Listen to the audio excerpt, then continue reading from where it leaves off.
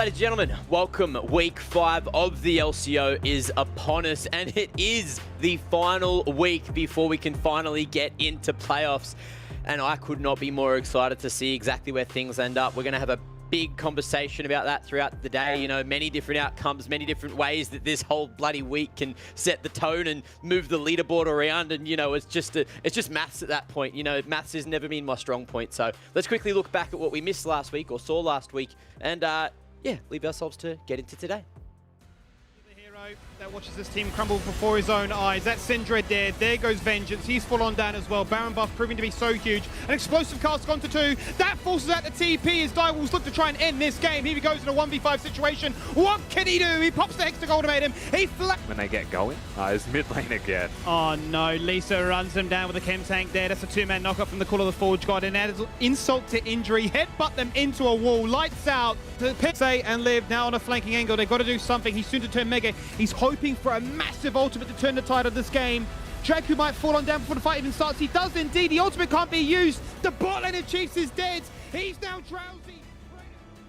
Absolute banger matches last week. Can't believe that, you know, Pentanet is somehow still undefeated. They've really been doing a very good job, I guess. I don't know. But that's, look, my thoughts. I think they've been doing a spectacular job. Boys, jump on the desk with me. How are we? Let's have a look-see. It's Elfish Guy and Rusty today. Almost forgot who was here, you know.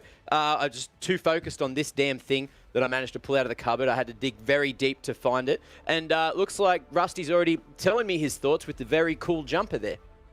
Yeah, I think it looks very cool, Mac. Nice little shirt. I actually don't know how many different unique shirts you've got while we're on the topic, because I swear you wore very similar ones the first couple of weeks, and I was starting to get concerned there, Mac, that maybe you just had the 2 shirts the whole split. Well, we're diversifying. Look, I think I've worn at least 7, maybe 8 at the moment, 9 if you include this one. Got a couple of extra Hawaiian ones, which I haven't touched for a good 2 years or so, that I've had to pack away deep in the wardrobe because, you know, I never really wanted to have to pull them out, but I feel like, you know, with Rusty calling me out, I've got to freshen things up every single day as best as I can. And Jordan, looks like you haven't joined the colourful club. You've gone with the old drab black top as per usual. Well, you guys have absolutely wrecked me. No one told me we were wearing fun clothes today, so I just rocked up in the normal broadcast attire. I didn't get the memo, I guess. It's unfortunate. My socks match, by the way. Did you see this? Socks? Oh, yes. Colourful. Yes, beautiful. Goes absolutely perfectly with that sweater, mate.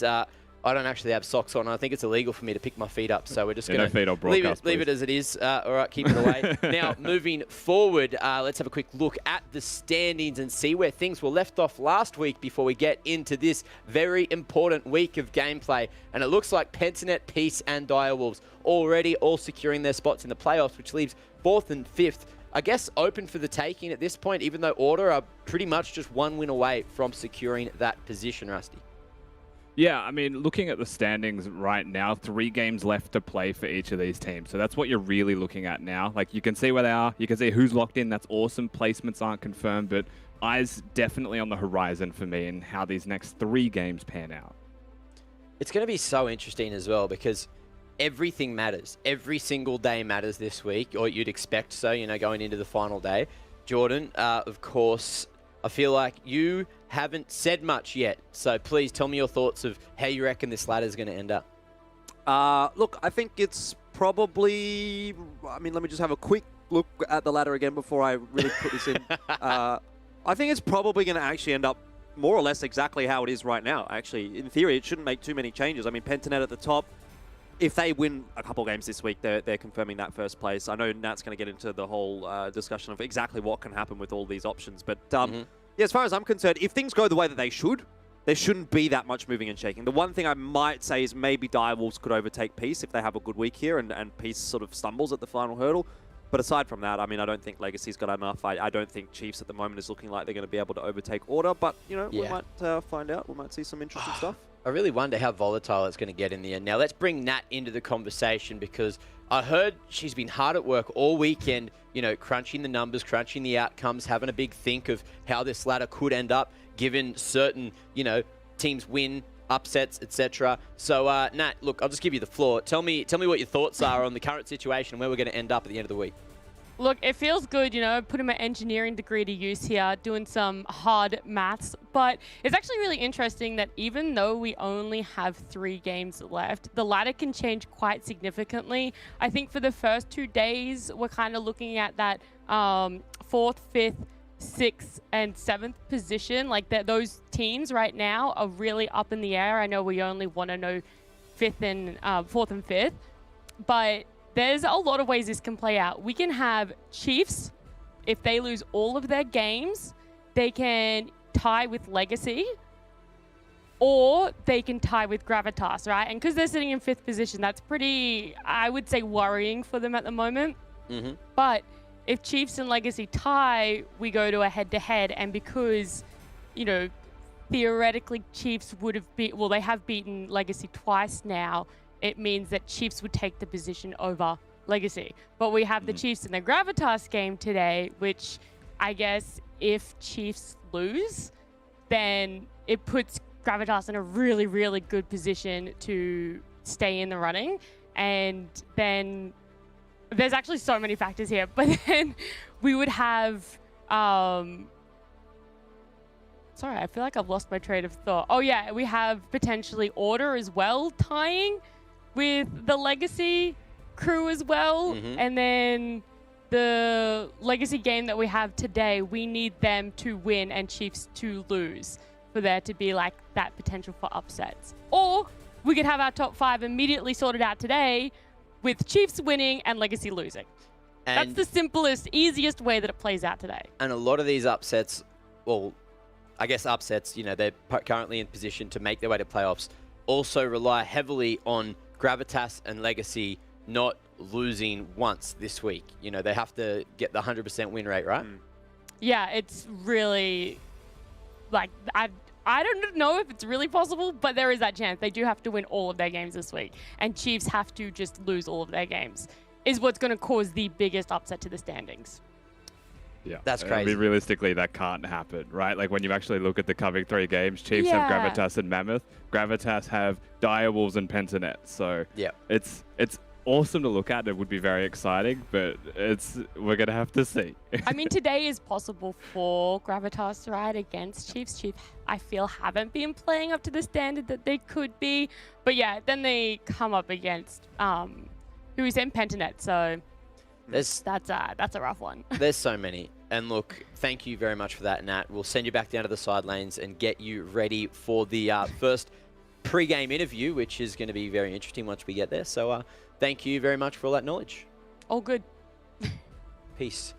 I'll see you later, mate. Off to the races. Now, let's go on to the next point. I guess we bring up, you know, we're talking about what games are happening this week. Let's have a quick look at the schedule and see where things could head, at least after today's matches, which of course are going to be Mammoth and Peace kicking things off there at 6 p.m. So that's coming up very shortly indeed. Order taking on Pentanet, you know, still potential for an upset, but at this point I feel like Pentanet is just unstoppable.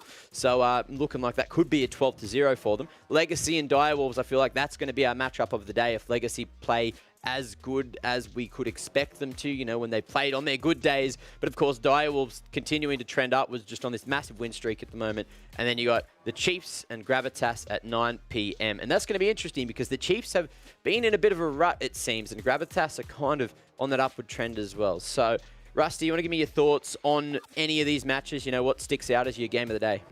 Yeah, first and foremost, I'd say like the important thing from today's games is that the teams are playing for themselves. There's no crazy hype matchups for standings implications. It's do it yourself against an opponent that it may not matter for. So like Chiefs Gravitas would be my game of the day for the points that you mentioned. However, Mac, just given the fact that Chiefs have been on shaky form, Gravitas, they're off the back of a win. I'm not going to say that they're coming in with a high percentage chance of winning, but I think with the way Chiefs have been playing lately, it is steadily increasing in that chance. Yeah. So, Jordan, any thoughts quickly before we move on to the next point? Look, I mean, I don't necessarily disagree. I'm not so sure that I think Gravitas would be the one that I would predict to win that match, so to speak. But I suppose we'll get there when we get there. Some important matches, though. Obviously, looking forward to that Order Pentanet one. In my mind, that's the most endearing or most interesting matchup, just for the sake of, okay, Pentanet now at the point where they are actually looking at the light at the end of the tunnel in terms of getting a perfect season. And obviously this is step 1 out of 3 for this week for them. On the same token, there's a fair bit on the line for Order, right? They need to get themselves a win this week to be able to secure a spot in playoffs. And what better way to do that than starting off the week with a win against Pentanet? That would be certainly the upset of the season. So I'm looking forward to that second game, I think, yeah. I think everyone would be surprised with that. Now, let's have a quick talk about the key picks this week, or today rather. We're going to be talking about the bot lane, and it looks like we got Kaiser, Zaya, Aphelios, and Jinx there. So, first off, Jordan, did I say Zaya right? No. No. Zaya. Zaya. Zaya. Yeah, not Zaya. Isn't it Zaya. the same thing? No, it's different. Sounds the same. Anyway, we'll get there next time. I've got a headset on. I can't really hear what I'm saying, so let's just go with that. Anyway, well, I don't like Jordan anymore. Rusty, what's up? Tell me why they're the key picks quickly. Zaya. Kaiser and Zaya are the 2 prominent picks at the moment. Aphelios is more often banned than not, for what it's worth, but definitely is a high priority choice there. There's often key players looking at the Aphelios as well. So Guncrab and Pradith are the 2 prolific Aphelios players. Guncrab has, however, switched to Jinx and has a 100% win rate on the pick for the Direwolves. And as you can see now in top 4 most pick AD carries is something worth considering. And one other champion that is starting to maybe make its way into the fray, people testing their waters, because right now, with Samira gone and with the 2 AD carries at the left of your screen and Kaiser and Zaya being so prominent, people are looking for things that may be able to handle it. So we are starting to see a couple more fringe AD carries like the Jinx, maybe a Callista, start to come in there as well and be potential draft options. Because I think in general, guys, League of Legends has started to stagnate or plateau in champion choices that are available. And I think teams are really starting to push their own luck with saying, like, how far can we play different champions and push the agenda of the meta? Yeah, I actually saw a big conversation about how stale the jungle is between a bunch of junglers lately, right? You know, it feels like it's just sort of 3, maybe 4 champs that are the most viable, and if you're not picking them, you're pretty much doing yourself a disservice. So, you know, that's a conversation for another time, though. As far as ADCs go, if we don't see Kaiser picked in every single game, I'm going to be confused because, or pick banned at least, because it seems to be just the key ADC champ at the moment. So many players in this league are so damn good at that champ. You know, Prater sticks out like a sore thumb. Give that man this champion and you've pretty much thrown the game. And still no one seems to ban away from it because apparently he's playing other things in scrims, scaring him with, you know, the potential other picks he could be picking. Who knows which way it goes with that man. Anyway, let's move the conversation forward, and it's time to talk about you guys at home. It's from the fans, and I know last week we did do the op.gg reviews. This week it is actually going to be you guys, you know, sending in your clips. So we still will have a chance to rate and comment on, you know, your sick plays, your terrible plays, your throws if you want to send them in. Bloody God help me if you do. At LCO, hashtag LCO, please send them, you know, mostly on Twitter. That's where I'll be looking anyway, and I'll be throwing them at the producer saying, get these on the show. All right, but that's where we want to go. You know, no more OPGG reviews, although we did love those last week. I feel like that was some really good content. Also, that doesn't stop you from being able to, you know, create your normal memes, your normal content, send in how you're watching the show, send in what you're drinking while watching the show, send in what's for dinner, you know, because I'm always hungry, and I'm hungry to see your content. Now, let's move forward from that because it is what it is. Please get your bloody submissions in so we have something for the end of the day to talk about, even though I'm very good at talking. You know, someone else talk. Go. Maybe you're too good at talking, Mac. Very true. One thing I actually did want to say, you know, you were talking about Pradith, and just to jump back a little bit with the Kaiser discussion, he's actually on for 10 games in a row on Kaiser if he does get it today. So that's a little storyline to kind of keep an eye on for our second match of the day. He'd have to be bored. That's what I said. I was like, how do you not get bored playing the same champion over and over? If I'm playing even in solo queue and I play 2 games in a row of the same champion, and then I get into a third game and I'm thinking, man, that champion looks like a really good pick here. I just don't even want to play it. I'm just like, oh, you know what? I played 2 games in a row. I'm bored of that. Let's pick something else. Usually it's a bit of an like Senna into like Leona or something like that, but that's fine. Well, look, I'm going to talk about, you know, a little bit of Mammoth quickly. I was really interested in what we saw from them last week. They managed to pull out the Ziggs, which was, you know, very confusing when they did, but it worked bloody wonderfully, and I hope we get to see it again because Wei on that champ was just bloody spectacular. But look, we've actually put together a pretty cool video for you guys at home to have a look at, and here's Mammoth. 3 words to describe Mammoth. Driven, powerful, jackhammer. My name is Jungleman29, also known as George. I play for Mammoth as their jungler. I'll describe our team's playstyle as a bit chaotic, because we're all very eager to go, very eager to pull the trigger. Probably not a great thing at times, but other times like not too bad. Every single week, we're getting better and better. People should expect us to be, a force to be reckoned with. We're definitely fast, maybe too fast for our own good. Our drafting definitely catches a lot of people off. I think that talent pick was, I don't think anyone was expecting that one. In a smaller region like ours, I think a really solid understanding of the fundamentals is super, super important to being successful in the game. Every game has felt really winnable, in my opinion, from like my perspective. If I work hard enough, I can actually improve quite a bit. I definitely just want to prove myself as a rookie now. I really do want to get an upset against someone like Lived, who's very high ranked on the ladder. Try to get myself up there, build myself a reputation. Because I think at this point in the league, we kind of got nothing to lose, only stuff to prove. So I really want to prove myself. I think that's definitely a big goal for me. Most difficult team to play against, probably PGG. Ultimates, they're all gone. It's CD galore, 2 men R2. They clearly established themselves as the best team in the region. I don't think they're like unstoppable giants. I think there's actually quite a lot of flaws in their game. It's just that a lot of the teams aren't good enough to exploit them yet. I think losing to Peace was a lot worse than losing to PGG. Simply that they just completely out macroed us. Felt like we didn't really even stand a chance against them. I think Order might creep in the top 4. I think they've been pretty good as well. I think Chiefs as well. They're also really consistent. They have a really good mid to late game. But in terms of teams which like surprised me at least, I think Gravitas has shown that they've actually had some pretty strong performances. They can keep up with the top teams, but they still just haven't found their stride yet. And as a fellow rookie roster, I really wish the best for them as well. Nectar always just has like really funny one-liners, in my opinion. Like, and he just makes like, and he brings the chickens in. Cheer on the boys who bring on a chicken. Be like, yeah. Get hyped, we got a chicken for you. Yeah, Mammoth! Tusk up. For every game, we always like created the chickens. That's pretty funny. I don't know what it does for me in the game, but it does make me feel a bit more confident. The chickens are a good luck charm every game. He's dodged it with the portal, but I don't think he's got enough damage, does he? Oh, yes, he does! Mammoth of 1. Oh, I just want to perform to the best of my ability. I want to feel confident in my decisions. I want to feel like every single game I'm putting in 100% of what I can. To the fans that still actually support us, you're the true homies, you're the true G's, so thanks a lot. Respect the neck, right? Tusk up.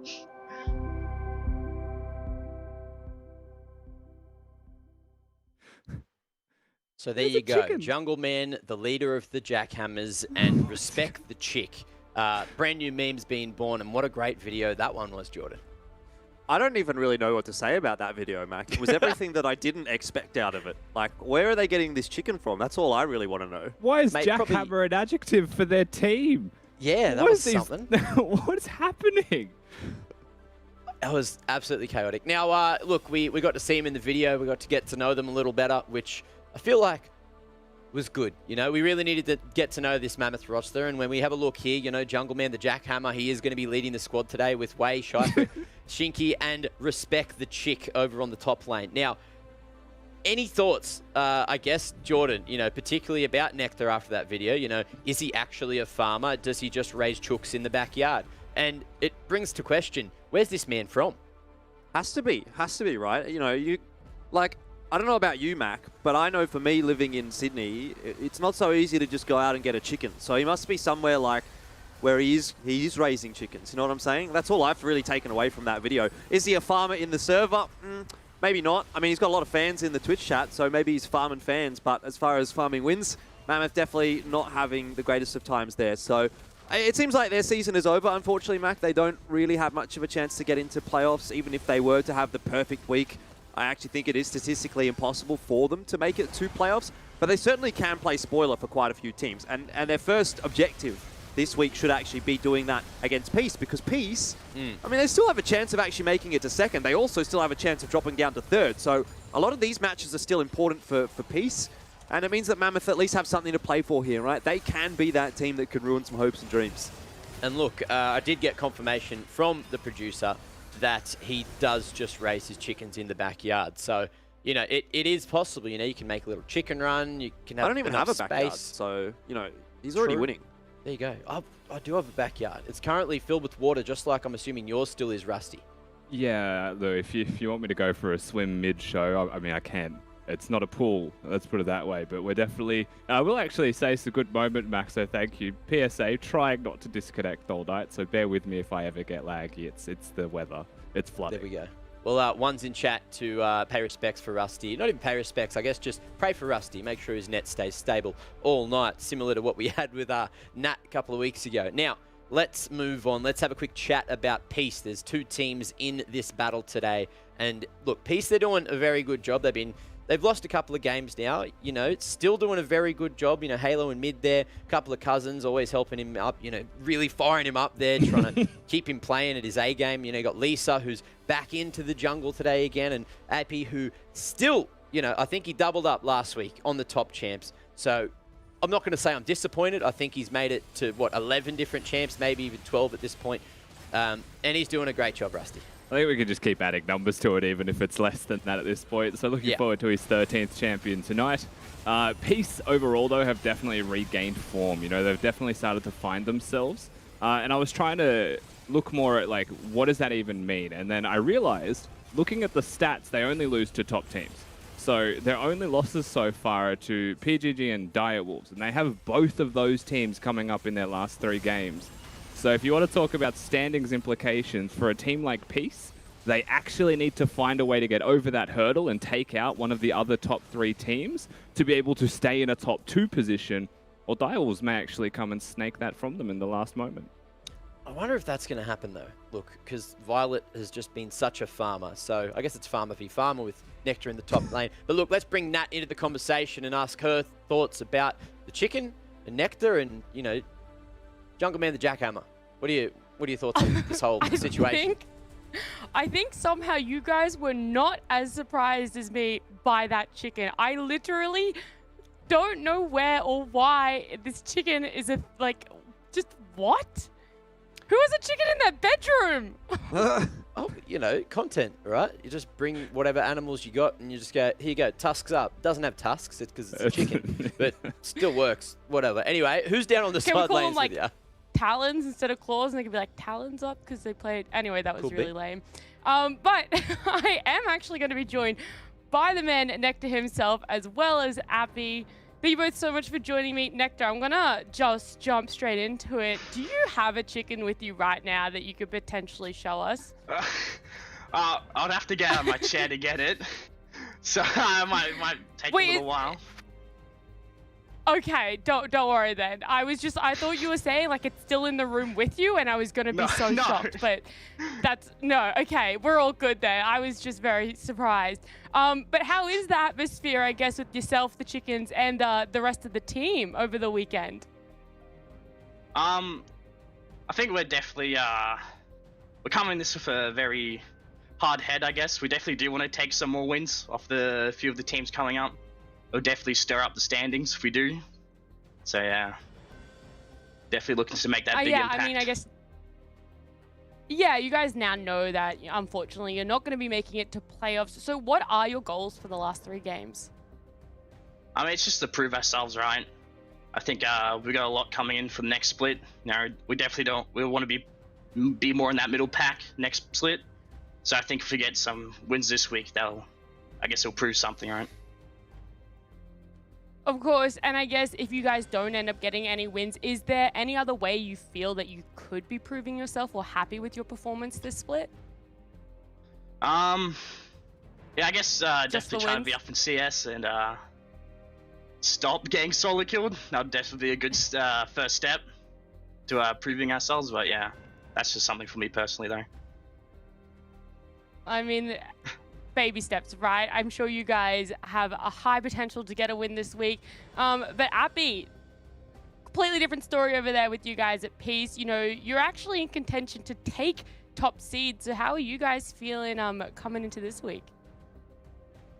I definitely think there's actually a chance we can still beat PGG, and PGG somehow lose to another team. So I don't know how that works, but for our team, we pretty much just want to win every single game we play. So that's pretty simple.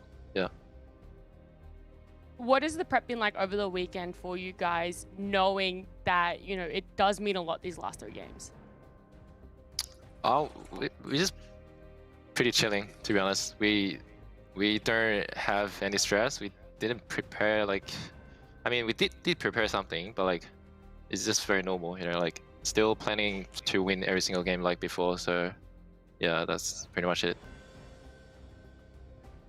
Alrighty, well, I will let you both go and get ready for the game. Thank you so much for joining me, and the best of luck. Thank you. Thank you. There you go, boys. Both quite ready there, it seems. And I really hope, you know, for Mammoth that they can shake things up and get a couple more wins on the board, even though they've had a pretty rough lead up to this point, you know. But let's bring up the predictions, see where everyone's gone, because, you know, I actually got to watch that video earlier and I was heavily leaning towards the chicken playing today. So I thought I'd, you know, jump in, put that down, go for Mammoth, see what they can do, you know. It's just another change in the roster, in my opinion. I think you're trolling, Mac. That's my opinion. Whatever. No idea what you're talking about. You can tip whatever you like back. It's not going to catch you back up to anyone at this point. Yeah, I feel like I definitely get where you're coming from, Mac. Like, I think a bit of me would absolutely love to see a Mammoth win, but just not enough to predict and put my standings on it. Might have been muted. Yeah, of course you want to try to compete with everyone. You guys are all quite close with your predictions so far. I am so far down the ladder now that it's just at this point, you know, I'm going with the Kev effect. You know, just go with the underdogs until hopefully you may get back into the game, or that hole just gets dug deeper, which I'm fine with because you. I just want to say, by the way, before we get too deep in here, Juve's copied my predictions so that we can't catch up to him. All right, so he's really just being a beta male. So you know, I think we need to sort of call Juve's out and say, if he actually wants to be the #1 predictor, he kind of needs to predict first. Otherwise, if he just chooses the exact same stuff as the rest of us because he's already ahead, does that really count, or is he just playing the game? He's just playing the game. That's how you win. So we make him submit first, though. Like, we could do that. Yeah. I just did it because I saw you say, hey, these are the matches tomorrow. And I'm like, oh, cool, bang. You know, picked all the underdogs. Why not? Okay, maybe it's Mac fine was for you actually to go really first. fast. But no one's copying you, Mac. No one's copying me. I mean, anyone could say that I copied Rusty, right? Because we do have the same predictions this week as well. But I did do my own work this week. I did not tell production to copy anyone. This was 100% my own thinking.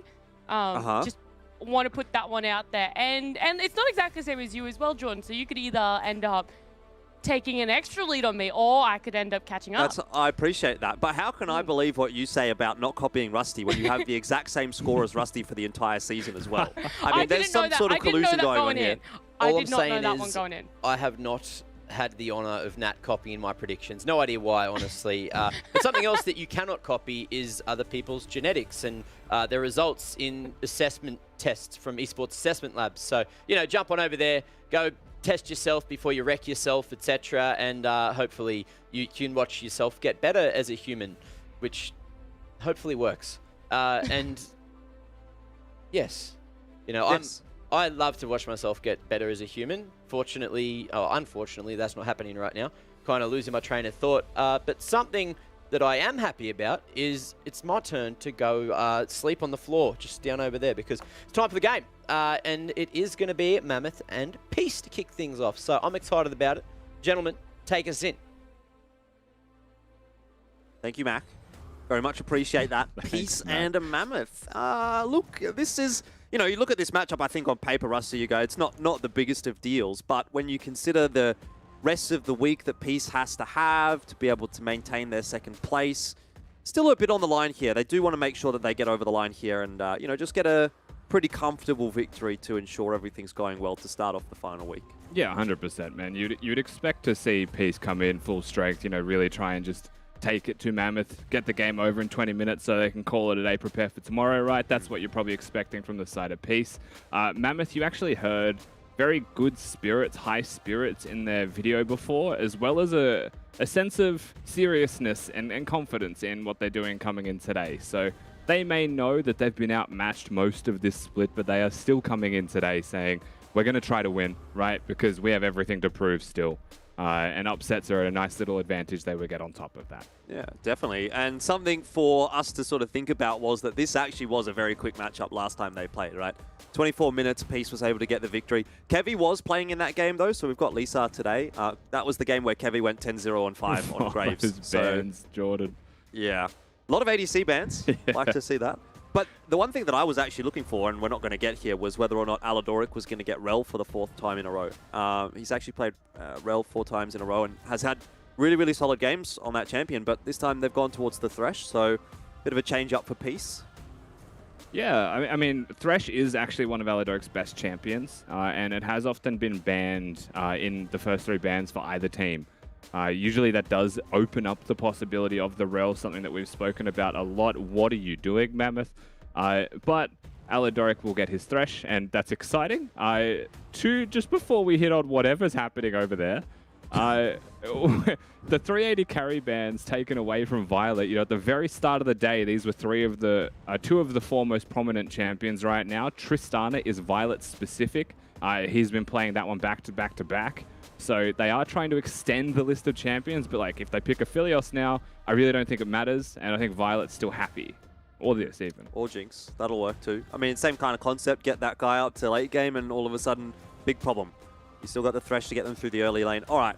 I mean, I think there is, you know, something that we haven't talked about yet that we still need to sort of break down. It might go away. I don't think it goes away. You know, it's almost like a throwback to the OG days of League of Legends where you used to pick like a Mumu or something and say, oh, a Mumu's a placeholder for X champion because we didn't have tournament accounts and everyone had to swap champs and all that kind of thing. So then you would redraft after. You know, is that what this Udyr is? Is it just placeholder for something that someone can't trade? So I think it's going to be a top Lilia, but if it is, it's blind. So that's why I'm really just confused. And even regarding champions, at the moment, I've started to at least find, watching the LCO, that Hecarim seems to be the strongest of the 3 of these champions that are all locked in this game right now. So Peace get a very good bot lane, even with 380 carry bans. Thresh makes being an immobile or very low mobility champion like Jinx a lot easier. You know, you can't get locked down in your Jarvan ultimates or locked down by CC. Come to safety. Hecarim's going to have a good time against champions like Lilia as well, because you can buff your ultimate. Same thing with Nautilus ult as well. You can buff your ult through their crowd control. So, I mean, Peace are pretty happy. And I'm just looking at Mammoth's comp and thinking that's a lot of beefy boys that are just going to try and do some beefy things in frontline. That's awesome. Mean, the 380C bans from Mammoth kind of tell me that Shifrit wants to lean towards Jhin, you know?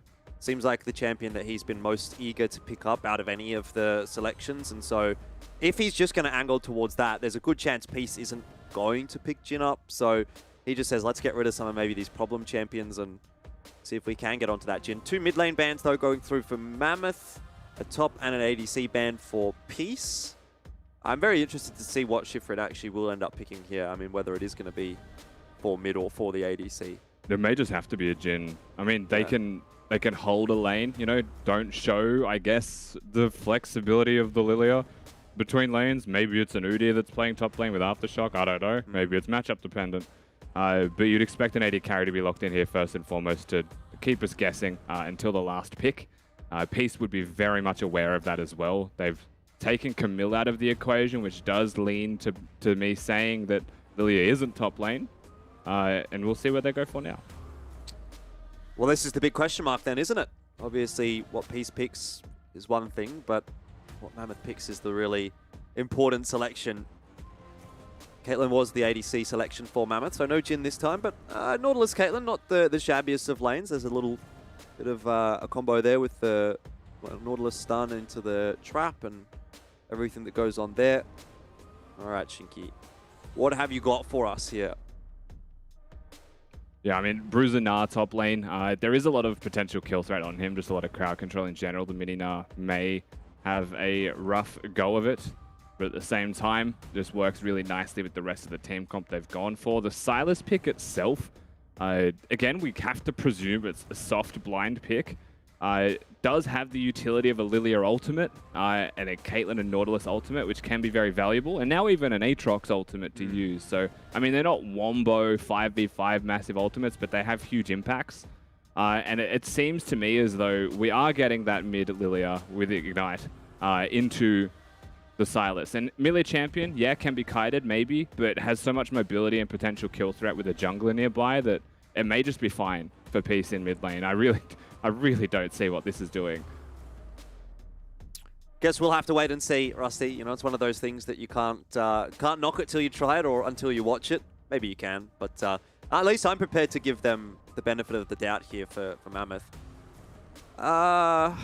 It's going to be an interesting game. I think that's kind of what you have to throw in, though, for Mammoth. I mean, we were talking about something similar, or at least to the same effect in previous weeks, where if you're one of these teams that's so far down the standings, playing standard isn't always necessarily going to get you the win anyway. So maybe you just throw a bit of a curveball in there and see if that can cause some problems anywhere. Unlikely to, especially given the strength of the draft that Peace was able to get here. I almost feel like it wasn't even necessarily worth it to value the Udyr and the Lilia selection so highly. Or do you just leave them until a bit later on in the draft if you're actually going to pick it? I mean, yeah, that's a good question, right? Like, I don't know if showing... Because, like, the purpose of early picks in draft is often to have a flexible champion, right? They don't even say it's a flexible champion. They just pick the Udyr and the Lilia straight up, and they go for the last pick of the Aatrox, who will be fine into the Gnar, but it's just a Bruiser matchup up there. And in that vein, you know, Bruiser's top lane, off-tank's top lane. You've got your tanks in the jungle role. So mid lane priority and side lane priority is going to be a significant factor in how these junglers perform. And then looking at that jungle role specifically may be the difference maker, because that's where the pure tanks are. Bot lane, while they are tanky champions, they're relying on hitting crowd control to be considered a tank. Nautilus is squishy if he misses crowd control. So I'm looking at Lisa, I'm looking at Jungle Man, the Jackhammer, to see what he can get done. Is that what the J stands for in JGM? Jackhammer? I mean, we could try and force that agenda. I don't mind that. Might be worth. Anyway, we are going into game. It's game 1 of the final week of LCO, and things are about to get spicy. We see a little bit going on down in the bot lane right now, but let's dive over to an interview. We've got Midlord ready again here from Peace. Midlord, how are you doing today? Hi, fine. How about you? Yeah, I'm doing great. I'm looking forward to this game, and I'm sure you are as well. Have you been happy with the performance, and has the team been happy with the performances across the course of this split so far? You've only lost to a couple of teams, so things are going well and you're feeling comfortable coming into the final week? Yeah. Maybe you have a little bit of stress with against Headnet, but others is fine. Okay. So there is a possibility, right, that you can still play for first place. There is a possibility that you can still drop down into third place as well. Has there been any discussions around that going into this week, knowing that some of these games are very important? No, we are very comfortable. We can be the second place. Okay. I mean, this game is going to be one where you'll need to probably look to pick up things and start the week off strong. If you do that, and then roll into some of these final games, does that start to build up a bit of momentum, I guess? Is that what this game is all about for you?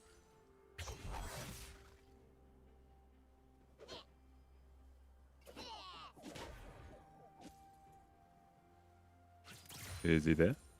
I mean, I don't know. We might have lost Midlord. Yeah, there? I think we might have lost Midlord, so we might as well just end the interview there. I don't know if you can still hear us, Midlord, but thank you very much for the interview.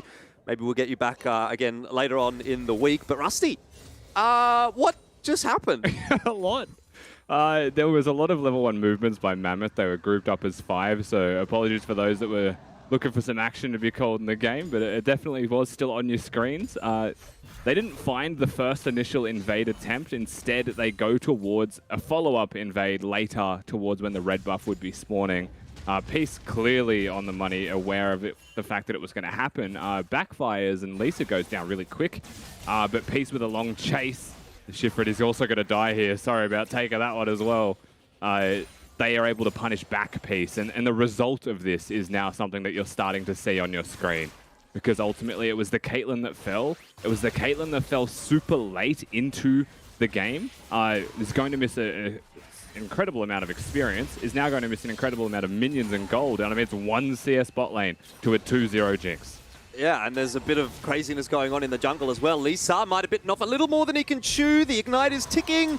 Wei has flashed forward to get that kill. And Mammoth, well, at least they equalize here. By the way, I just want to point a quick little discussion towards the predictions in the chat. 96%, and I mean, I can't get a word out, can I? Appy's got a kill in the top lane as well. Wow, lots going on. 3 minutes in, 5 kills. Appy teleported top late as well, so missing a little bit of potential experience there. Nectar was being super aggressive. Wei, once again, putting in work in mid lane, but has the blue buff, which is one of the bigger factors as to why he'll have so much control right now, and doesn't have the teleport. The Ignite was important to get that kill 100%, yeah. But now he's going to have to walk back to lane slowly, and we'll get to see what happens in top lane here. It was a full combo from Nectar. 100% just a full combo. Looks like Hail of Blades, Gnar as well, which is actually the reason this kill is as successful as it is. Well done from Appy. You know, it goes back to the interview we just had with Nectar, or the video that we saw where he said he wanted to stop dying 1v1. Hasn't worked out today, unfortunately. But hopefully things aren't going to work out too poorly for him off the back of that. Yeah, Halo Blade's on though, not necessarily the standard, but does, I suppose, get another kill. Kill presence. I guess so. Violet's got 3 kills. Hang on. When did that happen? Maybe while we were watching the replay? This game? Hang on. Oh, we're going to get a replay, I think. That is an insanely fed Violet. I don't know how else to say this, but this game is so doomed if Violet continues to run away with it. Like, I mean, Wei, credit where it's due, right? Like, he has been putting in early work. Mammoth are a team that strive in being chaotic and being successful through that. We'll see how this kill does come across as Shifrit just walks up toward the bush, doesn't know where the enemy bottom lane is, and dies for it. That is quite bad. Yes, certainly not ideal. Bit of a stoush going on in mid as well here. Wei trying to put some pressure on Halo. Lisa's gone for the attempt onto Jungle Man, who has been caught out, and it's all going wrong for Mammoth. Although Jungle Man, very quick. Can he get away? He might actually be able to survive here. They're not going to catch him, Rusty. They're not. How? It's an Udyr. That's how. No way. Oh, Hook just missing there as well. Aladoric with a free roam. Jinx basically able to command 1v2 down in the bottom lane. Also is now on the way. Yeah, Wei needs to be a little bit careful in mid there. We're perhaps going to miss something. Looks like Wei is out. We need cameras everywhere. Oh, God. Did Shifrit die as well? Was this another one? I think this was earlier. I think that might have been earlier on in the piece. He's 1-4. Look, I don't even know what's going on anymore, Rusty. What? You know what we do need is one of those multi-program feeds where you just get all of the cameras, right? And we just have one sitting on the bot lane, one sitting on the top lane, one on the mid lane, and one that follows the junglers around. And you get 4 or 5 screens on your screen. We legitimately need that, yeah. We're at a point in this game where we're so busy trying to replay to catch up that we're not seeing things when they're actually happening. But what we can say is that Mammoth are now going to be able to pick up a Drake. We're going to go into a replay, so hold your breath for what happens on the bottom left of your screen. And it's a Gnar that's snowballed, level 6, has level advantages, and the Hail of Blades is also proven invaluable for his early trading. Plated Steel Cap's also the rushed item of choice there for Appy. So Nectar's chances of doing anything in this lane are close to 0 now. We'll probably need Wei or Jungle Man with the Phoenix build to be up there to try and kill him. Definitely seems like Peace is looking to speed run this game. There's a bit of a engagement, though, in the jungle right now, and Mammoth are not doing too poorly in it. Shifrit does join the crew. It's 4-on-3 at the moment. HP advantage is there for the Peace players, and they've got some levels on their counterparts as well. So they do get away with it. Just the one death in that whole thing. And I do want to say, 24 minutes was the time it took for Peace to dispatch of Mammoth last time. I think they're trying to go for something a little quicker this time, by the looks of things. Early prediction, how long do you think this game is going to go? 22 minutes. 22 minutes. All right, I'll go with 23. We'll say it does still beat that last time, but there's just, like, Appy's so fed, Violet's so fed. realistically Way's back into this game for Mammoth is like they're going to need their opponents to throw, and I hate saying that 8 minutes into a game.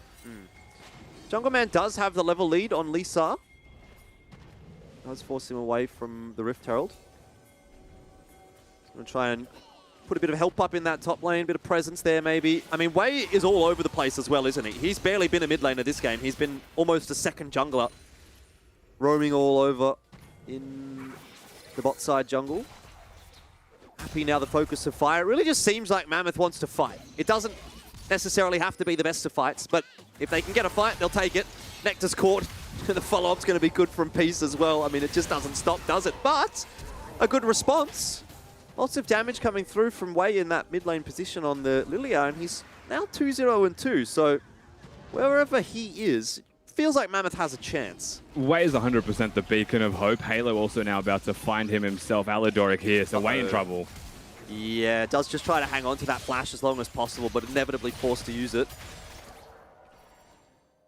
But you are right. It is wherever Wei goes, they have a chance. That was actually just a numbers advantage to Mammoth, though. Shinky was there significantly faster than Alidoric. And by the time he got there, Mammoth were choosing to disengage. So the fact that that was a 1-for-1 with the number advantage says a lot about how this game has been going. And the fact that it's just Lisa dying, right? There's 4 kills for Mammoth, and I believe Lisa is just sitting at 4 deaths. So if they're going to continue to only get kills on the single person, it means they're missing out on shutdown goal, and they're missing out on basic comeback mechanics to get into this game. Yeah, Lisa a little bit behind, but has hit level 6 now, and so starts to get some of that utility online with Onslaught of Shadows. Bit more survivability as well. Ekrim can be one of those champions where you do get behind early, things start to become a bit difficult. Ooh, Lullaby in mid. It'll be followed up by a stun from Jungleman and a lot of damage as well. Halo just gets booked on the other part of the map, up near Rift Herald. Nectar suffers his 4th death as well. It's all happening at the moment, Rusty. I really feel like we should just stop seeing people die.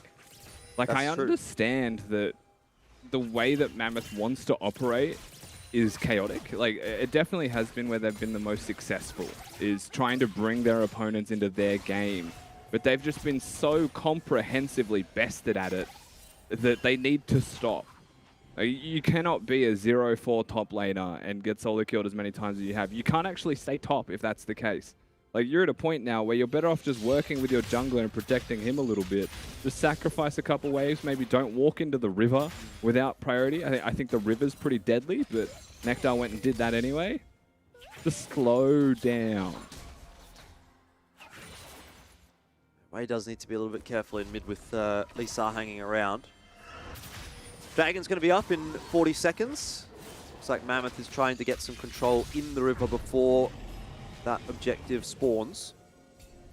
Chinky even perhaps looking for a couple of deep wards here. Will be backed up by Jungleman. Not too bad of a play here from Mammoth. You like to see it. I don't know if I like to see this, but could be interesting. Could work out, actually. Lilting Lullaby. That actually came through from Halo. And now something's going to happen. I don't know if it's going to be good. I don't know if it's going to be bad. Wei missed his orb, and that means there's not enough damage. Now a teleport coming through from Appy, and that'll be problematic indeed for Mammoth. Big snipe from downtown. Doesn't really do too much damage. Shifrit looking for ways to get involved in the fight, but just too far away. And in the end, a bit of an overcommitment again from Mammoth. I mean, you can see they're still trying to force these fights, but forcing one too many. But they're forcing fights with teleport disadvantage because they're doing solo queue bush camps. They are legitimately just like expecting Lisa to walk in by himself, but because it's a competitive game, there's people missing off the map. Alidoric is walking with Lisa, and suddenly it's easy to match. A ward goes down, a teleport comes in because they have that in advantage. Nectar was pushing top lane, might have got a plate up there, or 2 plates up there, but end of the day, they're still losing these trades.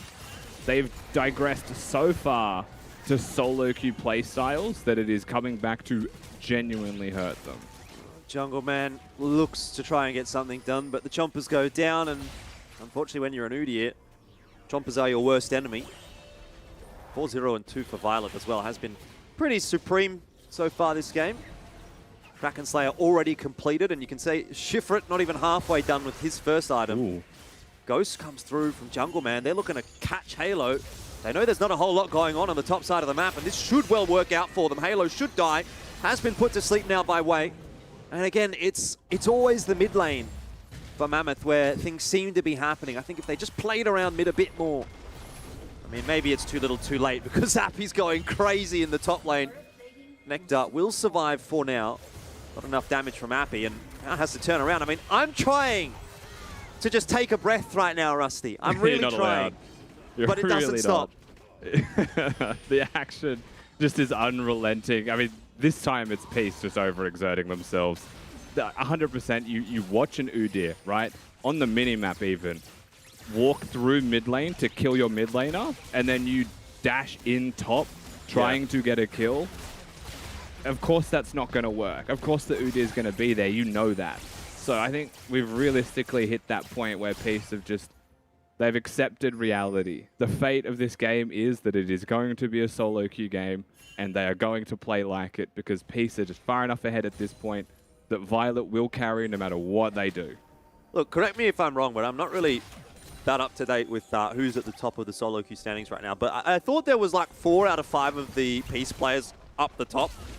And I'll hold that thought because Mammoth is going for a dive potentially in top lane. They are scared off by Halo's teleport.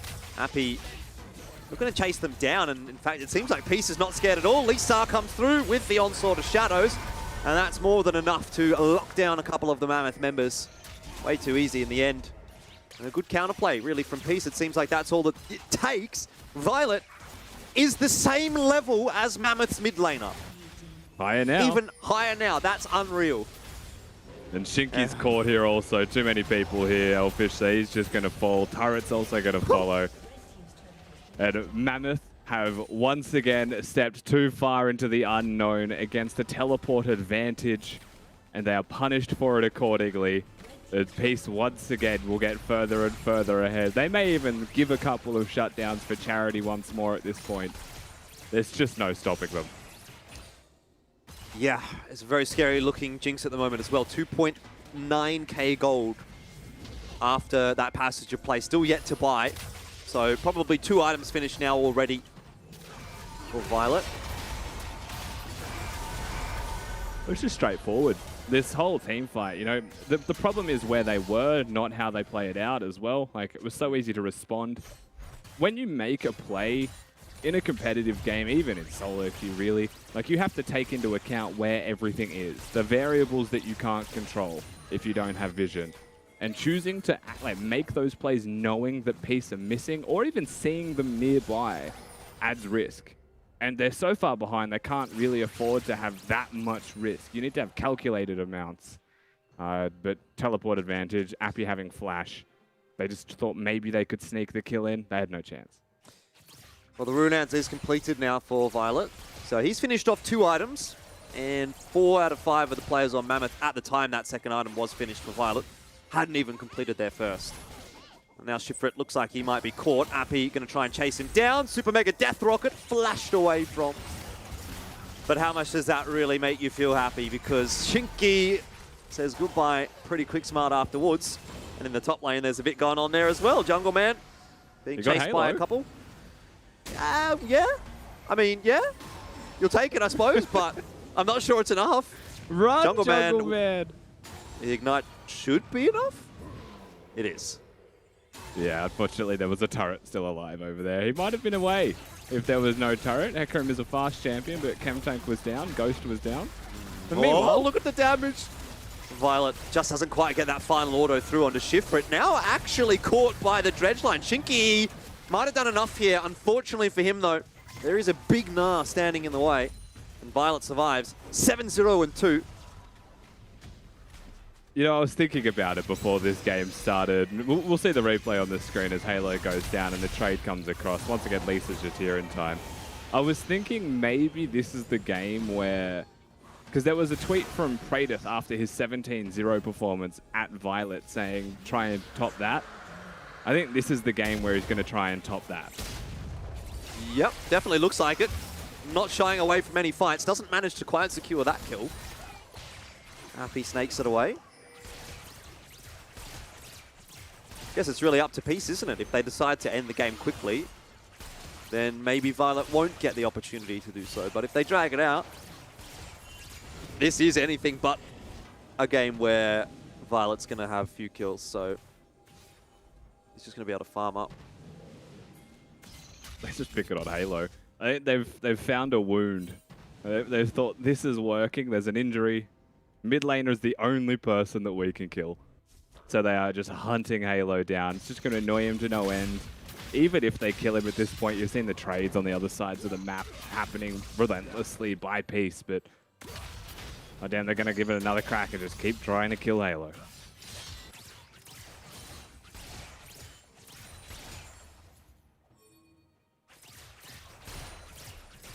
I want to say Slow and Steady wins the race, but I'm not really sure that that necessarily represents this game. You could say Fast and Loose loses the game. That's one way to look at it, I think, because that's definitely the way Mammoth have been representing it. I mean, I almost think Peace has been kind of in that ball game as well, except they're just winning it. Fast and Loose feels like the way they've been playing too, in some aspects. Yeah, I mean, you can just harken back to what happens level 1, though. Like, we were in a coach interview, so it was hard to talk through it all. Jungle Man caught, so we'll hold that. Could be another kill here for Violet.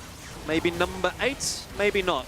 Lisa wants to get into the mix, but there is the passive uptime for Violet, and he's going to be able to chase Shinky down. Does connect the W. That's the slow. That's all that's really required. It feels like Super Mega Death Rocket missed. I can't believe it. Shinky pops the thumbs up on the way out. Just pressed S. He just stopped moving and everything missed around him. This Nautilus, massive Titanic champion size, just sneaks by it all. Appy caught. Oh, can he survive the 2v1? Lilting Lullaby does put him to sleep, but Appy is still pretty tanky, even though he's in Baby Nar form. Yeah, Sterek's just a little bit too much. Herald also has charged in mid lane, has almost broken that turret from the looks of it. And Shinky, ooh. Is this an overcommitment from Peace? Just hanging around in very, very close quarters. I mean, there's not that much up right now for Mammoth. So they can't do a whole lot about it. Gold diff, a bit too big. Yeah, Inhib should just drop. Chances of contesting this one for Mammoth if they go in. There is no Mega Narv, but they'd still be pretty desperate to actually make the play happen. No Lily asleep, no Aatrox ultimate, no summoners for 3 members of Mammoth as well. So easier said than done to force in that situation. They're just going to have to concede that the inhibitor is going to drop. Peace, instead of resetting, are sticking around, and they could look for the top lane inhibitor. They're going to stay in the red side jungle instead. And they choose to reset, yeah. Not sure that my 22-minute prediction is going to be too accurate at this point. Fortunately for Peace, they won't be able to finish it that quickly. And it might actually end up being a longer game than the last one that they played, which is amusing to me, given the way that this game has played out. Jungle Man's going to do a good job of clearing out the creeps in mid. Look at the gold difference between the ADCs, by the way. It's almost doubled. Yeah. It's almost been doubled by Violet.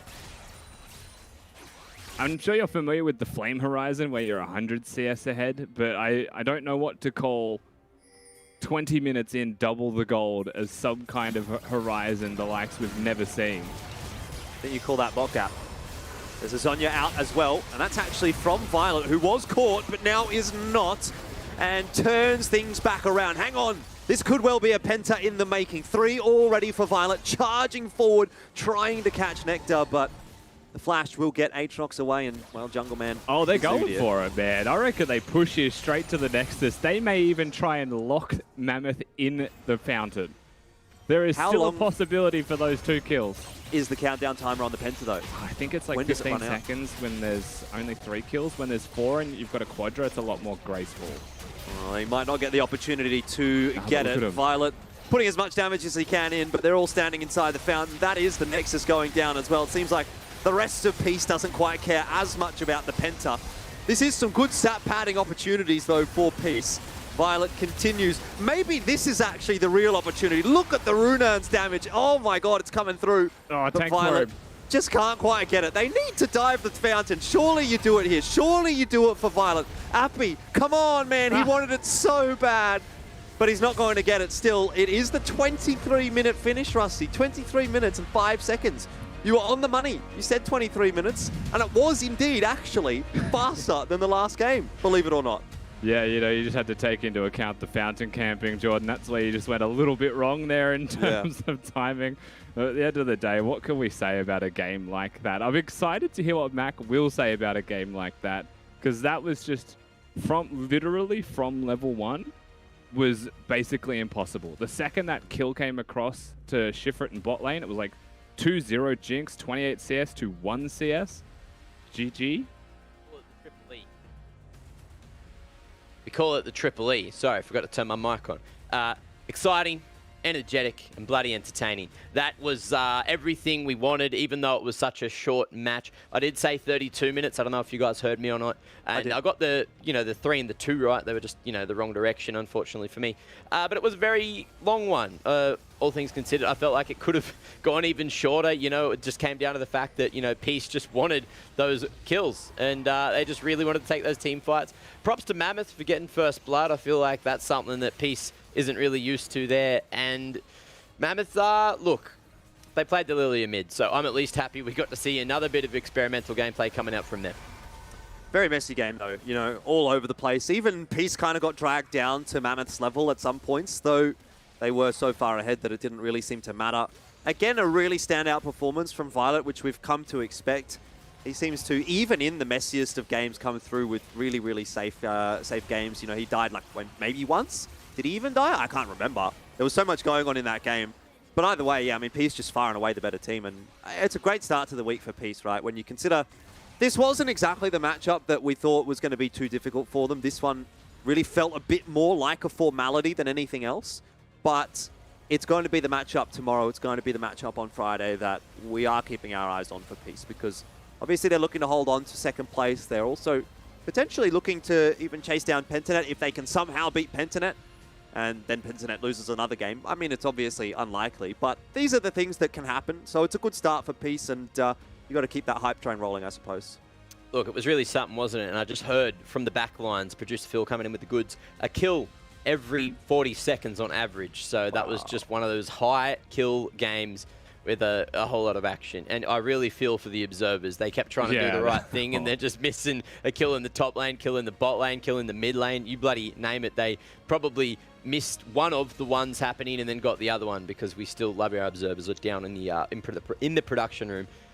And look, even when Udyr is allowed to come across into these lineups as well, look, in the hands of Mammoth, it was doing some work in the early game, but unfortunately, it just didn't go well for them. As you guys mentioned, while the game was going, it did feel very solo queue-esque, just trying to catch Peace off guard. But then, Jordan, you also mentioned it as well, Peace had maybe 4 of the 5 top solo queue players in our region. So is that you don't correct, really want by the way? Fight fire with fire. I'm pretty sure I saw the same graphic you would have, where I did see, like Peace, Peace, Peace, Peace right on the top 4. But look, let's bring Nat in as well. She can bring a bit more peace to us, because she does have someone from Peace down on the sidelines there. I'm going to be speaking to the man himself, Violet, after such an insane performance. Congratulations on that win, Violet. Walk me through the game a little bit from your point of view. Yeah, our draft went exactly as planned. Like, they banned out AD carries, which is, in my opinion, is a waste, because I can play pretty much like most AD carries in the meta right now, besides a select few, so it doesn't really matter if they ban AD carries out. And yeah, draft just went exactly how we expected. Once we started Lilia and Udyr pick, we were a bit surprised, but we knew it doesn't matter in the long run. If we play our own game, the game is just free, so. Well, look, I mean, that's a warning for all the teams, Don't worry about banning any champs for me, because whatever's left over, I'll still play. But we did see in the early game, it felt very different to the slow and methodical games we saw from you guys last week. Why was, there so much more action for this game and such a different playstyle? I think we knew they're gonna level 1 invade, actually, which is why we stacked in that bush, but unfortunately our jungler got like one shot and they ended up getting first blood. And then a lot of the early fights were very chaotic. I was like, the game was pretty much won when I got the kill on Kate. Like, the moment I got a kill on Kate, I knew the game was won, because I'm just gonna carry this game anyways. But my team just wanted to fight, everyone on the team loves fighting, so they just fought. Is that a reason why we saw the game potentially go a little bit longer than it should have? Yeah, for sure. Obviously, the game should have been a lot cleaner after like I got so many kills early game, but everyone on my team is really bloodthirsty, so they just went for the kills. Well, the last question I have to ask then off the back of that one is, do you think this performance shows that you are the best bot laner in OS and that you are better than Praedith and potentially going to beat them tomorrow? I mean, I just don't think anyone in this region is good at lane. Like all the players that left like Raze, Vital last year, like I would like feel pressure when I lane against them. But all the bot lanes right now, they're just chilling.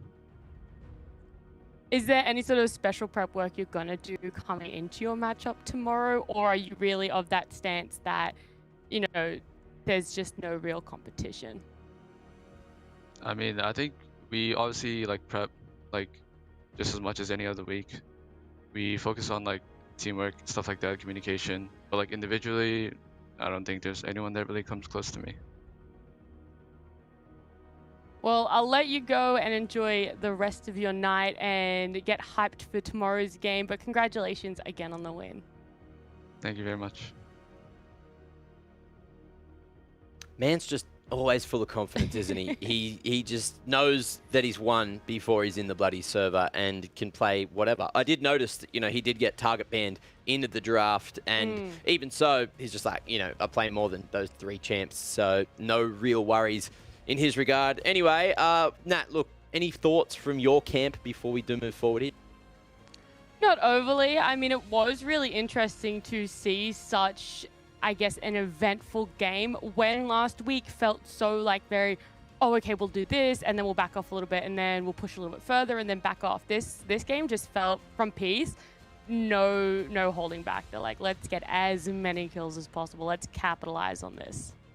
Oh, beautiful. Now, we did actually get a clip submission already from one of the fans out there, you know, so props to you. I will give, you know, a little bit of a heads up. There's no sound on this clip, only because he had some copyrighted music, so we couldn't play that on the stream. So, you know, for future reference, please don't put music on your clip so we can hear all the goings-on in said clip. But here you go. It looks like he's having a good time here on Echo.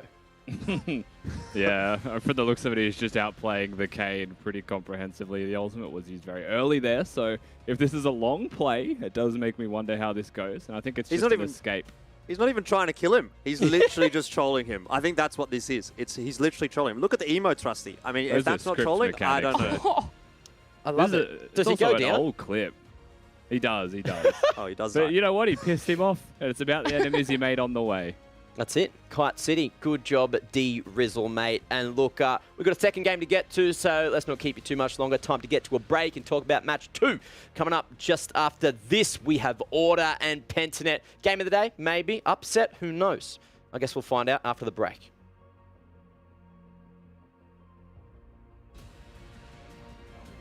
So we'll hold that. Could be another kill here for Violet. Maybe number 8, maybe not.